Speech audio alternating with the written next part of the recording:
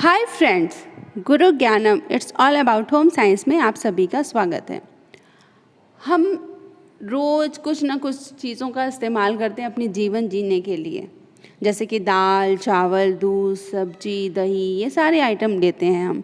और ऐसी बहुत सी आवश्यक वस्तुओं का उत्पादन और निर्माण करना किसी एक के बस का काम नहीं हो सकता है कि एक ही व्यक्ति दाल भी ला रहा है, बेच रहा है, चावल भी बना रहा है, ब्रेड भी बना रहा है, सब्जियां का भी उत्पादन कर रहा है। समझ गए आप? तो एक उत्पादनकर्ता को जो भी सपोज एक उत्पादनकर्ता उसको किसी उत्पाद का निर्माण करना है तो उसके लिए उसे कच्चा माल चाहिए। जैसे कि कोई ब्रेड बना रहा है या पिज़्ज़ा बना रहा है, अब उसको क्या चाहिए? आटा चाहिए जिससे वो पिज़्ज़ा बेस बनाए। समझ गए? सब्जियां चाहिए, तो ऐसा तो नहीं वो आटा भी बना लेगा खुद ही, सब्जियां भी खुद ही उगा लेगा, तो कहीं ना कहीं से वो ये चीज़ें खरीदेगा। सॉस चाहिए, वो भी कहीं से लेगा। तो इन आवश्यकताओं की पूर्ति करने के लिए वो किसी और पर निर्भर होता है। तो अगर टोटलिटी में देखा जाए तो प्रत्येक व्यक्ति किसी न किसी रूप में एक उपभोक्ता होता है और अधिकतर लोगों ने उपभोक्ता के रूप में, चाहे आप उपभोक्ता हो, मैं उपभोक्ता हूँ, कोई भी, बहुत सारी समस्याओं का कई बार हमें सामना करना पड़ता है। जैसे कि पूरी कीमत चुकाने के बाद भी ये लगता है कि अच्छी क्वालिटी का, अच्छी गुणवत्ता का सामान नहीं मिला, मात्रा जो बताई गई वो कम सी लगती है, और विज्ञापन तो देख लिए हमने आकर्षक से, लेकिन जब वो सामान लाए तो उससे हमें कोई फ़ायदा नहीं हुआ। तो इसलिए प्रत्येक स्थिति में हम ठगा सा महसूस करेंगे और ऐसी परिस्थिति में हमें क्या करना चाहिए, क्या नहीं कैसे अपनी समस्या का ध्यान हम लोगों की तरफ अपनी समस्या को बता पाएँ, तो इसके लिए हमें उपभोक्ता शिक्षा और संरक्षण की ज़रूरत है। तो आज का हमारा विषय उपभोक्ता शिक्षा और संरक्षण है। ये इस चैप्टर का भाग 1 है। सबसे पहले तो हम जानते हैं कि उपभोक्ता होता क्या है। हर एक व्यक्ति जो अपनी आवश्यकताओं को पूरा करने के लिए व्यक्तिगत उपयोग के लिए वस्तुओं और सेवाओं को खरीदता है, वो होता है एक उपभोक्ता। और हम सभी अपनी ज़रूरतों और इच्छाओं को पूरा करने के लिए कई तरह की वस्तुओं और सेवाओं की खरीदारी करते हैं। इसलिए हर एक मनुष्य प्राकृतिक उपभोक्ता है। आजकल जनसंख्या बहुत बढ़ रही है, धन का अधिक प्रवाह हो रहा है और तकनीकी का बहुत विकास हो चुका है। इसी के कारण विभिन्न प्रकार की वस्तुओं, उत्पादों के निर्माण एवं बिक्री में निरंतर वृद्धि होती जा रही है। इसलिए उपभोक्ता शिक्षा और संरक्षण का बहुत ज़्यादा महत्व है। क्या क्या है महत्व, आइए देखते हैं। सुरक्षा के साथ सही विकल्प और विवेकपूर्ण खरीद करने में मदद करता है, क्योंकि विकल्प बहुत हैं। अगर आप देखें तो आप साबुन लेने गए हैं तो 50 तरीके के साबुन आपके पास उपलब्ध हैं। चिप्स लेने गए हैं, वो भी कई वैरायटी के चिप्स आपके पास अवेलेबल हैं। तो आप सही विकल्प का चुनाव कैसे करें, इसमें सहायक होता है। विपणन स्थितियों की पूरी जानकारी प्रदान करता है। मानकीकरण और उनके निर्माण के विभिन्न मानकों के बारे में ये ज्ञान प्रदान करता है, जिससे हमें पता होता है कि कौन से आइटम पे कौन सा मार्क लगा होना चाहिए। समझ गए आप? जिससे कि हम एक स्टैंडर्ड सामान खरीद सकें, अच्छे मानक वाला सामान खरीद सकें। सरकारी मूल्यों के बारे में उपभोक्ता को परिचित कराता है उपभोक्ता शिक्षा और संरक्षण, जिसकी वजह से लोग बेईमानी नहीं कर पाते हैं कि हाँ अपने अपने मूल्य पर सामान बेचें। उपभोक्ता को अपने धन का उचित उपयोग करने में अधिकतम संतुष्टि प्राप्त करने में मदद करता है और जीवन का एक बेहतर स्तर बनाने में भी सहायक है। अब कैसे ये इस तरीके से महत्वपूर्ण है, जैसे आपको अगर पता है कि आपके क्या अधिकार हैं एक उपभोक्ता के रूप में, क्या कर्तव्य हैं। आप बाज़ार गए, आपको सामान सही नहीं मिला, तो आप कैसे उसको शिकायत कर सकते हैं। समझ गए आप? जैसे कि नॉर्मली क्या होता है, जब हम मिठाई लेने जाते हैं तो मिठाई की दुकान वाला जो हलवाई है वो हमें डिब्बे सहित मिठाई तोल देता है। क्या आपने कभी मना किया उसको कि नहीं, डिब्बा हटा के तोलो, या डिब्बे को रखने के बाद इसका वज़न शून्य करो? नहीं। अब क्या, उसके बदले आप अगर लड्डू लेने गए तो एटलीस्ट एक लड्डू तो चढ़ेगा। तो आप एक तरीके से नुकसान ले रहे हो, आप डिब्बे का भी पैसा देकर आ रहे हो, वो डिब्बे का उतना पैसा दे रहे हो जितना उस लड्डू की कीमत होगी, एक लड्डू की। समझ गए आप? तो जब हमें ज्ञान है, हम वहाँ पर हमें अपने अधिकार और कर्तव्य पता है, तो हम वहाँ उसे टोकेंगे कि नहीं ऐसा मत करो, अलग से तोलो, डब्बा अलग से दो। क्लियर? तो उपभोक्ता संरक्षण और उपभोक्ता शिक्षा का हमारे जीवन में बहुत महत्व है। अब आगे बढ़ते हैं। क्या प्रभाव है उपभोक्ता शिक्षा का? एक अधिकार जो उपभोक्ता को उत्पाद और सेवाओं को बेचने वाली बड़ी कंपनियों से बचाता है, क्योंकि बहुत सारी कंपनियां हैं, कुछ गड़बड़ कर सकती हैं कंपनियां, कुछ नकली प्रोडक्ट बना सकती, तो उनसे हमें बचाता है। यह अच्छी गुणवत्ता वाले उत्पादों की आपूर्ति के लिए निर्माताओं को जिम्मेदार बनाता है। निर्माताओं को पता है कि जो उपभोक्ता है उसको सब पता है, तो इसलिए वो अच्छा उत्पाद का निर्माण करेगा। निर्माता उपभोक्ता राय, विश्वास और संतुष्टि पर अधिक ध्यान दे पाता है। उसे ये सभी आज के समय में सबसे ज़्यादा महत्वपूर्ण है उपभोक्ता की संतुष्टि, इसलिए सभी निर्माता इसी पे ध्यान दे रहे हैं। जिस कंपनी का प्रोडक्ट संतुष्ट नहीं करता है, लोग उस कंपनी के प्रोडक्ट्स को नहीं खरीदते हैं। प्रतिस्पर्धा मूल्य निर्धारण के साथ विभिन्न प्रकार के आयातित उत्पाद और अच्छी गुणवत्ता वाले उत्पाद को उपलब्ध कराता है, क्योंकि प्रतिस्पर्धा है। एक ही चीज़, एक ही प्रोडक्ट की कई कंपनियां हैं। जैसे तेल है तो वैरायटी ऑफ तेल अवेलेबल है आपके पास बाज़ार में, वैरायटी ऑफ सोप्स अवेलेबल हैं, वैरायटी ऑफ बिस्किट्स अवेलेबल हैं। तो इससे क्या होता है कि मूल्य कोई कंपनी बहुत ज़्यादा नहीं बढ़ा पाती है, इससे उपभोक्ता को सेटिस्फैक्शन मिलता है। अधिकतम संतुष्टि प्राप्त करना शोषण के खिलाफ संरक्षण करने में मदद करती है और हानिकारक वस्तुओं की खपत पर नियंत्रण करती है। जैसे आप सबको याद होगा कि कुछ दिन पहले जब पता चला था कि मैगी में लेड ज़्यादा मात्रा में है प्रिस्क्राइब से, तो क्या हुआ था? बिल्कुल उसका उत्पाद बंद हो गया था। अब जब वो मानकों पे सही हुआ तो फिर से उसका उत्पाद सही हुआ।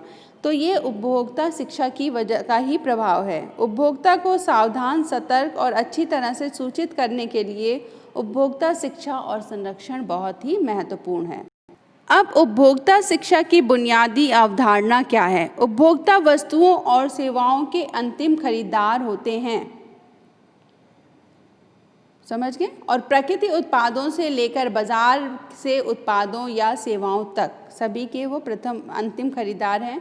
उपभोक्ता का सामाजिक आर्थिक प्रणाली का प्राथमिक घटक होते हैं, क्योंकि प्रत्येक मनुष्य जो एक छोटे से बड़े हद तक उपभोक्ता है, जीवन का एक अच्छा स्तर जीना चाहता है। इसके लिए क्या ज़रूरी है कि जो भी हम सामान लें, हमारा पैसा उसमें व्यर्थ ना जाए। क्रय शक्ति बढ़ाने के साथ लोग ऐसे उत्पादों को खरीद करते हैं जो आराम देता है, संतुष्टि देता है, प्रतिष्ठा का प्रतीक बनने में सहायक है।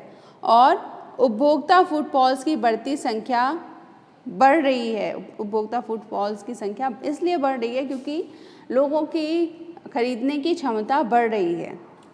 जितना अधिक लोग खरीदते हैं उतना ही अधिक धन बाजार में आता है और इस प्रकार देश की अर्थव्यवस्था भी सुधरती है। तो उपभोक्ता देश के लिए भी बहुत ज़रूरी है। अब हम कुछ संकल्पनाओं को समझेंगे सही ढंग से। किन किन शब्दों का उपभोक्ता संरक्षण में प्रयोग होता है? पहला है उपभोक्ता उत्पाद। उपभोक्ता उत्पाद कोई भी वस्तु जिसे उपभोक्ता के व्यक्तिगत या परिवार के प्रयोग के लिए अपने घर में अथवा किसी संस्थान में, जैसे कि विद्यालय, अस्पताल, महाविद्यालय या कोई ऑफिस हो गया उसका, या व्यावसायिक उद्देश्य से निर्मित किया या बिक्री के लिए वितरित किया जाए, उसे उपभोक्ता उत्पाद कहते हैं। यानी कि ऐसी कोई भी वस्तु जिसका प्रयोग हम व्यक्तिगत रूप से परिवार या अपने ऑफिस के लिए इस्तेमाल कर रहे हैं, वो सभी पदार्थ, वो सभी उत्पाद क्या कहलाएंगे? उपभोक्ता उत्पाद। दूसरा शब्द आता है उपभोक्ता व्यवहार। किसी खरीदार द्वारा किसी वस्तु या सेवा के क्रय के संबंध में निर्णय लेने की जो प्रक्रिया है वो क्या कहलाती है? उपभोक्ता व्यवहार। यानी कि एक ऐसी प्रक्रिया जिसके माध्यम से खरीदार अपनी जो खरीद रहा है उसके बारे में, जो भी उत्पाद खरीद रहा है, निर्णय करता है, वो हो गया उपभोक्ता व्यवहार। अगला शब्द है उपभोक्ता फोरम। उपभोक्ता फोरम क्या है? आपने कई बार सुना होगा। ये वह स्थान या संगठन है जहां उपभोक्ता या उपभोक्ता उत्पाद, सेवाओं और उनके लाभ तथा हानियों के विषय में हम चर्चा कर सकते हैं। उपभोक्ता फोरम वही है। आजकल कई ऐसे उपभोक्ता फोरम या संगठन हैं जो उपभोक्ताओं के हितों की रक्षा के लिए काम करते हैं और उपभोक्ता उत्पादों द्वारा होने वाली समस्याओं को संबंधित विभागों तक प्रस्तुत करने में उपभोक्ता की मदद करते हैं। आप लोगों ने कई बार सुना होगा अपने बड़े बुजुर्गों से कि उपभोक्ता फोरम में शिकायत कर दो। तो उपभोक्ता फोरम यही है जहाँ पर उपभोक्ता उत्पाद, सेवा, उसके लाभ हानि पर चर्चा करते हैं और जो सहायक होता है एक उपभोक्ता को कि उसके केस को कहीं प्रस्तुत किया, जहाँ भी प्रस्तुत करना वहाँ प्रस्तुत करने में सहायक होते हैं। अगला शब्द आता है उपभोक्ता आगमन संख्या, यानी उपभोक्ता फुटफॉल्स। नाम से आपको समझ में आ गया है आगमन संख्या। किसी विशेष स्थान जैसे कि किसी दुकान, स्टोर या किसी मॉल में एक दिन में आने वाले जितने भी उपभोक्ता या ग्राहक हैं उनकी कुल संख्या को उपभोक्ता आगमन संख्या या उपभोक्ता फुटफॉल्स कहते हैं। समझ गए? कहीं भी एक दिन में आने वाले जितने भी कस्टमर हैं, जितने भी कंज्यूमर हैं, उपभोक्ता हैं, उनकी संख्या को उपभोक्ता फुटफॉल्स कहते हैं। किसी भी वस्तु या सेवा के बढ़ते उपभोग के अनुरूप उपभोक्ताओं के आगमन की संख्या में वृद्धि होती रहती है। अब बीइंग अ उपभोक्ता होने के कारण जब भी आप कुछ सामान खरीदने जाते हो तो आपकी क्या क्या उम्मीदें होती हैं? कुछ ध्यान है आपको? हाँ, आप क्या सोचते हो? उसका दाम सही हो, जो आप ले रहे हो लाने के बाद ना लगे कि आप ठग गए हो, बहुत आप ज़्यादा महंगा ले आए हो। उस प्रोडक्ट के बारे में उचित जानकारी होनी चाहिए। समझ गए? जब जो चीज़ आप ले रहे हो उसकी आपको जानकारी होनी ज़रूरी है। क्या चीज़ ले रहे हो, ऐसा तो नहीं है जो आपके लिए सुटेबल नहीं है। बिक्री और संवर्धन में नैतिकता हो, आपको गलत बोलकर, गलत उसकी प्रोडक्ट के बारे में गलत जानकारी देकर कोई सामान ना दिया गया हो। तो नैतिकता बरती जाए, वास्तविक वस्तुएं और सेवाएं प्रदान की जाएं, जो कहीं बताई जा रही हैं वही सेवा आपको दी जाए, वही वस्तुएं दी जाए। उत्पादों की गुणवत्ता और शुद्धता अच्छी होनी चाहिए, हम यही सोच के जाते हैं लेने। और सही वजन और माप हो, ऐसा ना हो कि वजन कुछ और लिखा है और बाहर कुछ और पैकेट पे दर्ज है और अंदर किसी और वजन का सामान है। तो हम ये सब उम्मीद लेकर ही बाज़ार जाते हैं एक उपभोक्ता के रूप में सामान को खरीदने। अब हमने उम्मीद तो बहुत लगाई और बाज़ार गए, लेकिन बाज़ार जाने के बाद क्या होता है, हमें बहुत सारी समस्याओं का सामना करना पड़ता है। तो आओ देखते हैं कौन कौन सी समस्याएं हैं ये। पहला है घटिया क्वालिटी का सामान या कम स्तर या खराब गुणवत्ता वाली वस्तुएं। आजकल कई दुकान अधिक मुनाफा कमाने के लिए क्या करती हैं, घटिया किस्म की वस्तुएं बेचने लगते हैं। और कई उत्पाद देखने में तो बहुत अच्छी गुणवत्ता का लगता है ऊपर से, लेकिन कुछ समय तक प्रयोग में लाने के दौरान उसकी वो खराब क्वालिटी का है ये हमें एहसास हो जाता है। और अक्सर ही क्या होता है, जो घटिया किस्म का, खराब किस्म का उत्पाद होता है तथा उच्च गुणवत्ता वाले उत्पाद की कीमत में बहुत कम अंतर होता है, लेकिन गुणवत्ता में बहुत अंतर होता है। समझ गए ना? ज़्यादा रेट में फ़र्क नहीं है, 2-4 रुपये का फ़र्क होगा, 10 रुपये का फ़र्क होगा, और ये देखकर कई बार हम सस्ता वाला थोड़ा सा सामान ले लेते हैं, लेकिन फिर क्या होता है, उसकी गुणवत्ता में फ़र्क होता है। इसके अतिरिक्त बाज़ार में एक जैसे दिखने वाले बहुत सारे उत्पाद उपलब्ध होते हैं, जिस वजह से क्या होता है, हमें बहुत परेशानी होती है, हम भ्रमित हो जाते हैं कि कौन सा सामान खरीदें, कौन सा नहीं खरीदें। तो एक समझदार उपभोक्ता होने को क्या करना चाहिए, खरीद से पहले वस्तु की गुणवत्ता के विषय में पूरी उसको तसल्ली कर लेनी चाहिए और हमेशा सामान को किसी विश्वसनीय दुकान से ही खरीदना चाहिए। जो दूसरी समस्या आती है वो है मिलावट की समस्या। किसी भी उत्पाद में उससे मिलता जुलता जब भी कोई भी तत्व मिला दिया जाता है, जानबूझकर या अनजाने में, या कोई भी उसमें से सामान निकाल लिया जाता है, नहीं समझे, जैसे कि चीनी में बुरादा मिला दिया गया, लोहे का चूरा मिला दिया गया, तो ये मिलाया गया सामान। और किसी भी प्रोडक्ट से कोई सामान निकाल लिया गया, जैसे कि दूध से मलाई निकाल ली गई, तो दोनों ही कंडीशन मिलावट कहलाएगी। आप समझ गए ना? या दूध का एग्जाम्पल लीजिए, दूध में पानी ऐड कर दिया गया तो भी मिलावट है, और दूध का मलाई मक्खन निकाल के तब दूध बेचा गया तो वो भी मिलावट है। तो किसी भी तत्व में कोई मिलता जुलता सामान डालकर या उसकी गुणवत्ता वाला सामान को, उसमें जो मेन गुणवत्ता का सामान उसे निकाल कर उसकी गुणवत्ता, आकार या रचना में परिवर्तन लाना ही मिलावट कहलाता है। और बहुत ही विकराल रूप रख चुका है अब आज के समय में, मिलावट पूरा का जाल फैला हुआ है। इसलिए हम सबको इस समस्या से कहीं ना कहीं कभी ना कभी ज़रूर जूझना पड़ता है।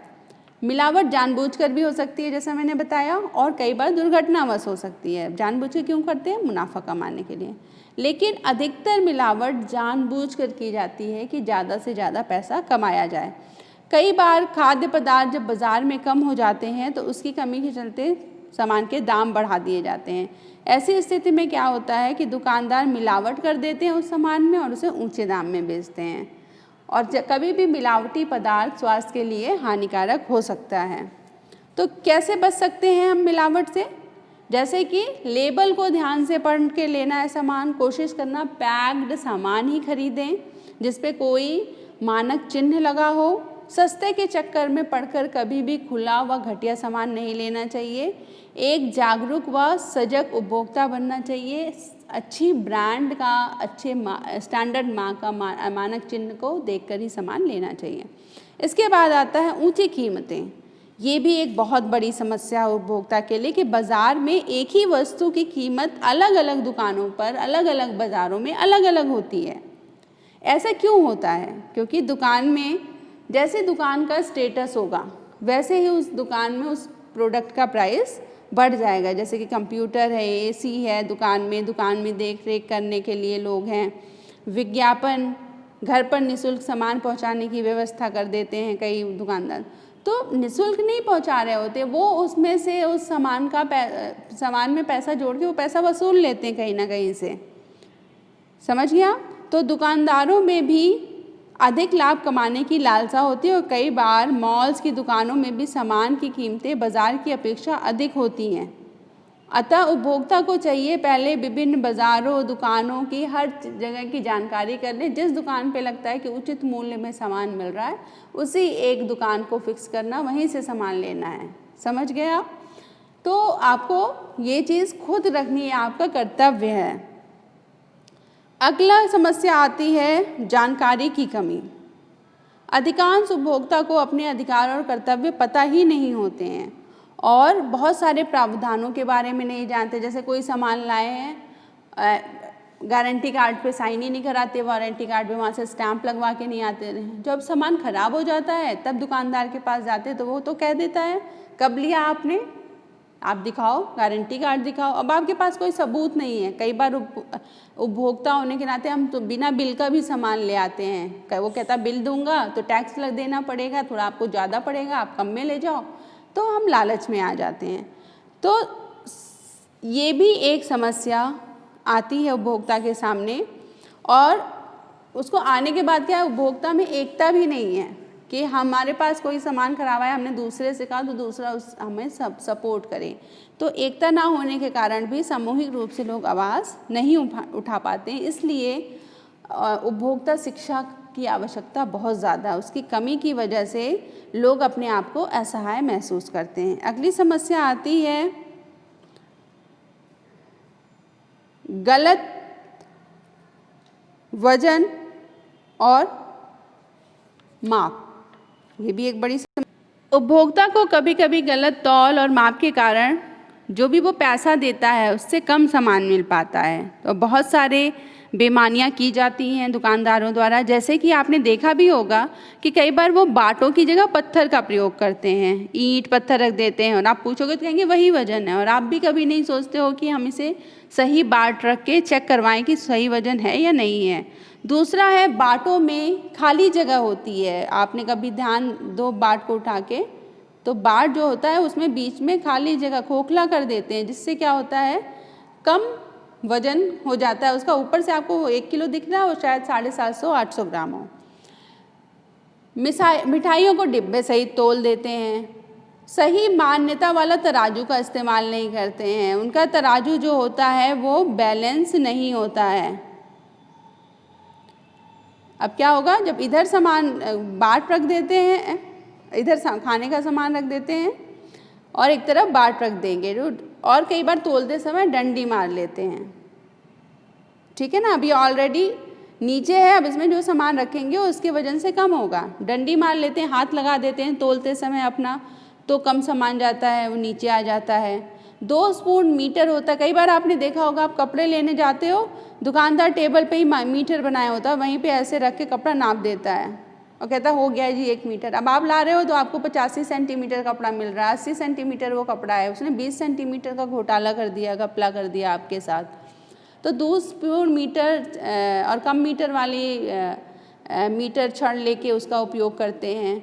जो दूध देते हैं उनके जो बर्तन होते हैं वो बीच बीच में टेढ़े मेढ़े होते हैं। इस टेढ़े मेढ़े होने की वजह से या नीचे को वो उठे हुए होते हैं, उनका तल जो है उठा हुआ होता है, उससे कम वजन तोलते हैं वो। तो ये एक बड़ी समस्या आती है। इसको रोकने के लिए माप तोल अधिनियम बनाया गया 1956 में, 1962 में दशमलव प्रणाली वाले माप जो तराजू हैं वो लगाने को कहे गए। 76 में अधिनियम भी पास करके सब जगहों पर दशमलव वाली प्रणाली का तराजू इस्तेमाल करने को कहा गया, जबकि अभी भी कई जगह नहीं किए जा रहे हैं। और डब्बा बंद वस्तुओं को लिए कुछ निर्धारित किए गए हैं नियम, उसी के हिसाब से सामान बेचने को कहा गया है। अब एक उपभोक्ता के रूप में आपका क्या कर्तव्य है, जब भी आप देखें कि सब्जी वाला पत्थर रख के सब्जी तौल रहा है, ईंट रख के, आप उसे मना करें, उससे सब्जी आप नहीं लें। जब भी देखें मिठाई वाला डब्बे सहित वजन तौल रहा है, आप उसे मना करें, उससे सामान नहीं लें। और ये एक को नहीं, सबको करना चाहिए। सस्ते कई खाद्य पदार्थ जैसे संतरे, मौसमी केले, ये प्रति नग खरीदें तोलने की अपेक्षा, क्योंकि वो तोलने में घोटाले करते हैं। और माप तोल का गलत तरीके से इस्तेमाल करने पर आप उसकी शिकायत कर सकते हो। तोल एवं माप कार्यालय CGO बिल्डिंग नई दिल्ली 6 में आराम से आप उसकी शिकायत भी कर सकते हो। उसके बाद एक और समस्या आती है, नकली उत्पाद की समस्या। जब भी विशेष कंपनी जो बाज़ार में अपनी साख बना लेती है, बहुत ऊंचाई पर पहुंच जाती है, उस कंपनी से मिलती जुलती नकली वस्तुएं बाज़ार में बिकना शुरू हो जाती हैं, जो देखने में बिल्कुल वैसी ही लगती हैं और आप असली नकली की पहचान नहीं कर पाते हो।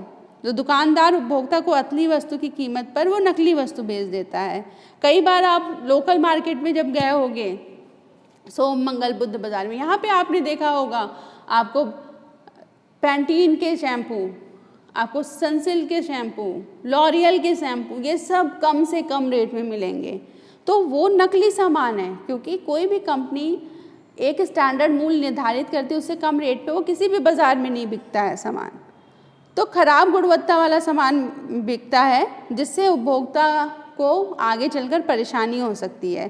तो उपभोक्ता को हमेशा चाहिए कि वो विश्वसनीय दुकान से ये सामान खरीदें और वस्तुओं की खाली पैकिंग को ना बेचें, इधर उधर ना फेंकें। एक हमारे अंदर एक बहुत बड़ी आदत है, जैसे आपका शैम्पू ख़त्म हुआ, पूरा का पूरा डब्बा आप ऐसे कि डस्टबिन में डाल देते हो।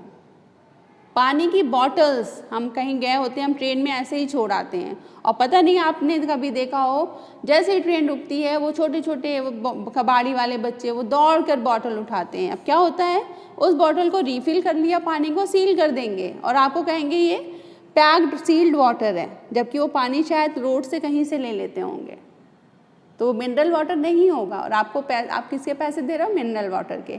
तो हमें एक उपभोक्ता होने के नाते जो भी पैकिंग हमारे यहाँ खाली हुई है उसको हमें काट कर तोड़ मरोड़ कर ही फेंकना चाहिए। कोशिश करिए जो डब्बे हैं शैम्पू वगैरह के उसको काट दें, बोतल को बिल्कुल क्रश कर दें, बोतल के अंदर ढक्कन उसका मोड़ के डाल दें, और जब भी सामान लें तो उसकी स्पेलिंग्स देख लें। जैसे कि कुरकुरे लेने गए और आप कुरमुरे लेके चले आए हैं, सिर्फ M का फ़र्क आ गया K की जगह, आपको समझ में नहीं आया, किसी को भी जल्दी समझ में नहीं आता। इसलिए हमेशा स्पेलिंग्स को चेक करके, कंपनी इंडस्ट्री का नाम चेक करके, वो सब चेक करके ही सामान लें।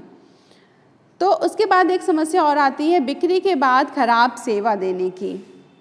जब भी बिक्री कर लेते हैं सामान, उसके बाद जो सेवा हो दी जाती है वो सही ढंग से नहीं देते हैं। जैसे सर्विसिंग, कई प्रोडक्ट लेने के बाद उसकी 3 सर्विसिंग फ्री होती है, वो सही ढंग से नहीं देते हैं, उसमें भी बहुत सारी समस्याएं बता देते हैं जो बहुत परेशानी का कारण बनती है। और एक और समस्या आती है, वो है लुभाने के लिए बिक्री संवर्धन योजनाएं बनाना। जैसे बोल देंगे सेल, अब आप भाग जाओगे, सेल 50% ऑफ, सॉरी, फिर क्या होगा, अब उनके पास 50 + 40% off, buy 1 get 1, buy 1 get 2, ऐसे बहुत सारे ऑफर्स अवेलेबल होते हैं। 50 + 50% ऑफ ये भी दिखाते हैं, जिससे हम भ्रम में बहुत पड़ जाते हैं, सिर्फ भ्रामक घोषणाएं करते हैं और हम दुकान पर पहुंच जाते हैं और बड़ी बड़ी चीज़ों से वो आकर्षित करते हैं। लेकिन कई बार होता है कि वो सामान उतना अच्छा नहीं होता है और हम उसके शिकार हो जाते हैं। इसलिए चाहिए कि बड़ी बड़ी बातों पर दुकानदार के आकर्षित ना हो। समझ गए? क्या उचित है क्या अनुचित है आपके लिए, वही देखें। कई बार हम ऐसे भागते हैं, जहाँ सेल लगी होती है हमें एक सामान चाहिए होता है, शायद हम 5 ले आते हैं। अब वो 4 और एक्स्ट्रा लाए हो, आपको एक ड्रेस चाहिए, आप 5 ले आए हो, 4 आप अलमारी में रख के रहोगे। हो सकता है आपने जल्दी में कि नहीं एक के साथ 4 फिर तो हम 4 और ले लें, वो एक भी ले लो, अच्छा एक और ले लेते हैं उसे, और फिर 4 मिल जाएंगे। वो सारे के सारे आपने अलमारी में भर के रखे हैं, वो इस्तेमाल नहीं हुए। खाने की कोई चीज़ है तो आप उसको भी एक के साथ 2 फ्री है तो आप ले आए, अब एक तो आपने इस्तेमाल नहीं किया, जब तक दूसरे का नंबर आ रहा है उसमें रखे रखे कीड़े लग गए, तो आपने एक तरीके से पैसा व्यर्थ कर दिया है। तो इस चीज़ का ध्यान रखें, ये भ्रम में ना जाएं, जहाँ सही लग रहा हो वहीं से सामान खरीदें। लकी ड्रॉ, सेल, इसके फेर में ज़्यादा पड़ने की आवश्यकता नहीं है। अब जो एक और बहुत बड़ी समस्या आती है उपभोक्ता को, वो है निर्माता द्वारा दी गई अपर्याप्त जानकारी। निर्माता जो है, मैन्युफैक्चरर, वो गलत जानकारी देता है। कैसे गलत जानकारी देता है? एक तो लेबल गलत लगा देता है वो, है ना। जो लेबल लगता है किसी भी प्रोडक्ट पर, वो अपूर्ण लेबल होगा, उस पर पूरी जानकारी नहीं होगी। तो हमेशा प्रोडक्ट लेते समय ध्यान से लेबल को रखें। लेबल, एक अच्छे लेबल में क्या गुण होते हैं, उसमें जो सामान इस्तेमाल किया गया, इंग्रेडिएंट की सूची हो, कौन सा संरक्षित खाद्य उसमें पदार्थ इस्तेमाल किया गया है उसका नाम लिखा हो, जो भी रंग और परिरक्षक इस्तेमाल किए गए हों उसका नाम लिखा हो, उत्पाद के निर्माण की तिथि लिखी हो, एक्सपायर होने की, खराब होने की तिथि लिखी हो, कैसे प्रयोग करना उसके संबंधी दिशा निर्देश दिए हों, उसमें एक बैच नंबर उसका दिया हो, कोड नंबर हो, मानक चिन्ह हो, चाहे वो ISI, एगमार्क, FEO, FSSAI कोई भी मानक चिन्ह हो, और उत्पाद का वही एक्सपायरी डेट या प्रयोग अवधि, ये ज़रूर देख कर लें। फिर है खरीदने की गाइड की कमी। कोई भी मार्ग निर्देशिका या ब्रोशर नहीं देते हैं बहुत सारे उत्पाद, जिसकी वजह से हम भ्रमित हो जाते हैं और सामान को खरीद लेते हैं। एक और समस्या है आकर्षक पैकेजिंग। इतनी सुंदर पैकिंग करके देते हैं सामान को कि हमें पैकिंग की वजह से ही सामान ले आते हैं। जब लाके खोलते हैं तो वो उतना अच्छा नहीं होता है, जिसकी वजह से हम उसका मूल्य चुका कर आए होते हैं। तो ये एक बड़ी समस्या आती है। नए पैक, कई बार होता है पुराने उत्पादों को मॉल्स वगैरह में अक्सर होता है नई पैकिंग करके बेच देते हैं। तो इसलिए इस भ्रम में नहीं रहें, प्रलोभन में ना आएँ कि नई पैकिंग है, बहुत सुंदर दिख रही है।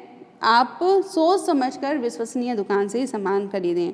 और भ्रामक विज्ञापन हम सबको बहुत आकर्षित करते हैं, चाहे वो छोटा बच्चा हो या बड़ा हो। आज भी बाज़ार में विज्ञापन की होड़ लगी है और उपभोक्ता को प्रेरित करने के लिए विज्ञापन एक सशक्त माध्यम बना हुआ है, जिससे उसे ज़रूरत भी नहीं होती है, वो भी सामान वो ले आता है। जैसे आपने देखा होगा चिप्स, केक, इनके ऐड इतने खूबसूरत ढंग से होते हैं कि बच्चा क्या बड़े का भी मन ललचा जाता है कि नहीं हम ये लेकर आते हैं। और कई बार प्रलोभन में आकर हम सिर्फ अपना धन व्यर्थ करते हैं, बल्कि कई बार नुकसान भी उठाते हैं। कोई विज्ञापन बहुत भ्रामक होता है, जैसे 14 दिन में गोरा करना, ये विज्ञापन बहुत भ्रामक है। शायद वो 14 दिन में गोरा करे या ना करे, आपको स्किन प्रॉब्लम्स हो सकती हैं उसकी वजह से। तो बहुत बार समाज विरोधी विज्ञापन भी किए जाते हैं जो हमें खराब उत्पाद लेने के लिए प्रेरित कर देते हैं। इसलिए हमेशा अपने आँख, कान, नाक, मुंह को खुला रखें, सोच समझकर ही सामान खरीदें, भ्रमित ना हो। अब उपभोक्ता शिक्षा और संरक्षण कैसे हमारी मदद करते हैं? एक ऐसा उपकरण है जो उपभोक्ता को